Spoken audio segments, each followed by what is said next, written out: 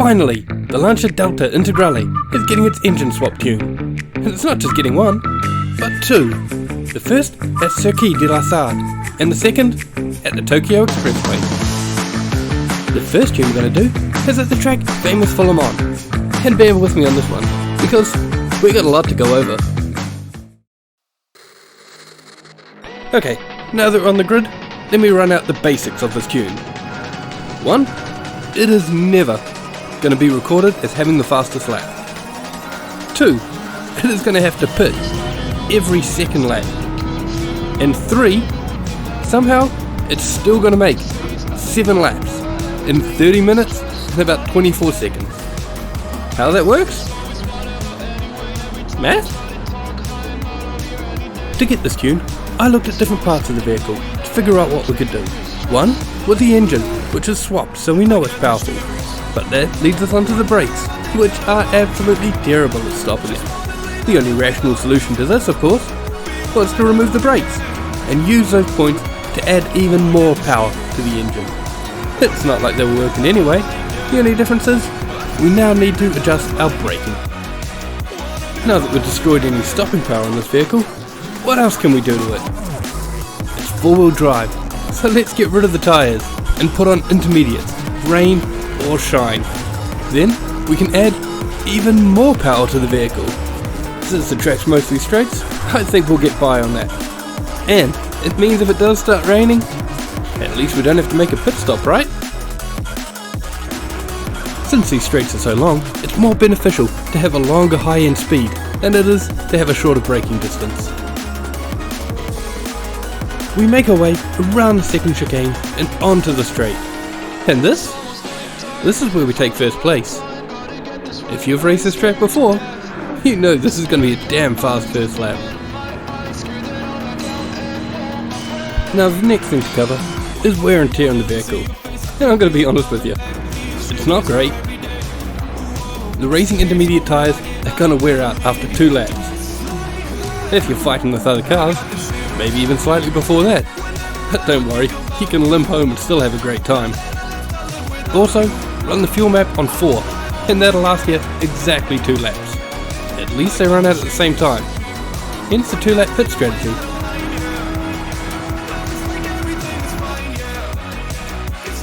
And with this, we're coming up to the end of the first lap. Now the first lap will not be recorded as the fastest time lap, making me true to my word, even though we cross in a remarkable 3 minutes and 58 seconds. Now due to me pushing remarkably hard on the first lap, the damage has been done, and my tyres are not going to last the full 2 laps. As you can see though, it's not really an issue, and we limp home into the pits. Ready for some new tyres and a full tank of gas.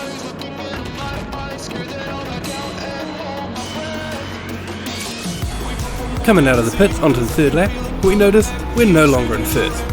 But that's not a worry, because these guys, they all need to use the pits still. So, if we don't overtake them on this lap, which we probably will, we'll get them when they go into the pits, at the end. Now you might think that pitting every 2 laps is really going to slow you down. But due to the speed that we're lapping, on average, it actually works out to be faster. And we can almost make it to our 8th lap before the 30-minute timer rolls around. If you're a good driver, you might actually make that. And as we close in on first and second, at the end of the lap, they make their way into the pits, gifting us back the lead, and it's the last that we'll see of anyone till the end of the race. Into lap 4, and we make our second pit stop. Then again, at 6 minutes, we're back in the pits with 4.5 minutes remaining. No, I don't care if it's sunny outside. More racing intermediates, please. While we were in the pits, we only added enough fuel for 1 more lap. And as the timer hit 30, we finished the final section of the track and rolled home to a nice comfortable victory at a time of 30 minutes and 24 seconds. With that, the race is over. And before we move on to Tokyo, I guess we should head over to the garage and take a look at this tune.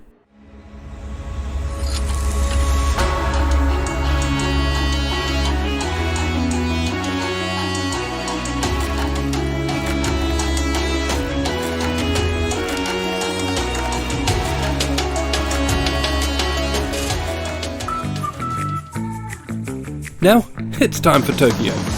And don't worry, you don't need to be sliding the car all the way around this track. If anything, it understeers in the way.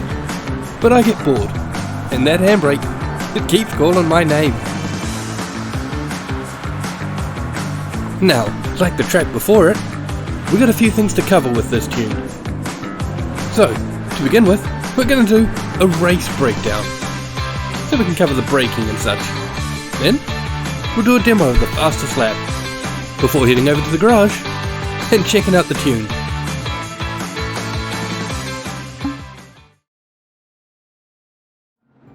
Now this race has a pretty simple pit strategy. You just want to stick on fuel map 1 and run it for 6 laps. At the end of the 6th lap, you pull into the pits, get yourself new tyres and about 6.2 laps worth of fuel. Then, repeat. Nothing complicated. Now we don't have any brakes for this car on this track, so your braking distances, yet again, are going to be a little bit longer. I've also stayed to the left of the puddle, right up against the wall, because the longer braking distances, if you're a little bit off the pace, you might get an unwanted surprise from the Porsche coming up behind you. Now for the first lap, you want to be taking it a little bit easy, because this wet weather can make it understeer. Also, if you manage to get into a slide, it's hard to stop it before you hit that wall, and you don't want to wear that penalty. As the track dries out though, you can get more and more confident as you push the car harder and harder. As we come up behind the skyline, we hit our next braking point. We obey the yellow lights, outbraking the skyline on the inside and taking the position, heading up towards the next braking point.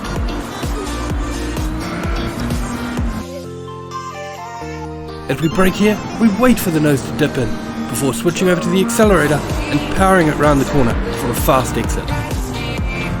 Now that is one of the traits with this car, is when you're braking, you're waiting for that nose to dip in, so you can accelerate without the understeer and power out with incredible speed. By this point in the race, we've got our podium spot, with only the WRX and the NSX left to go. But we're not happy with that. We've got long straights coming up, and that's where this car does its best work. So, let's see how long it's going to take us till we claim that first place. The last difficult corner for us is this hairpin, but as long as you pay attention to the braking markers, which in this case I admit is quite difficult to see, you should be fine. And here we go, the place we've been waiting for, the long straight at the end of the first lap. All we gotta do is put this foot right to the floor and build that speed up till our rivals can't keep pace.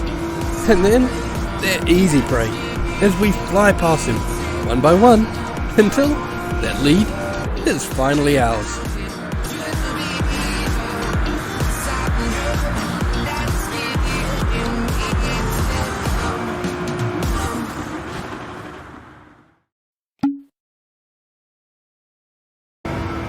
Now I'll play out my fastest lap, which I'll admit is filled with mistakes, so there's potential to go so much quicker here. But I did finish a lap in a 2:09.1. So, if you get better, please let me know, because I reckon that somewhere in here there's a 2:07 just waiting to be pulled out.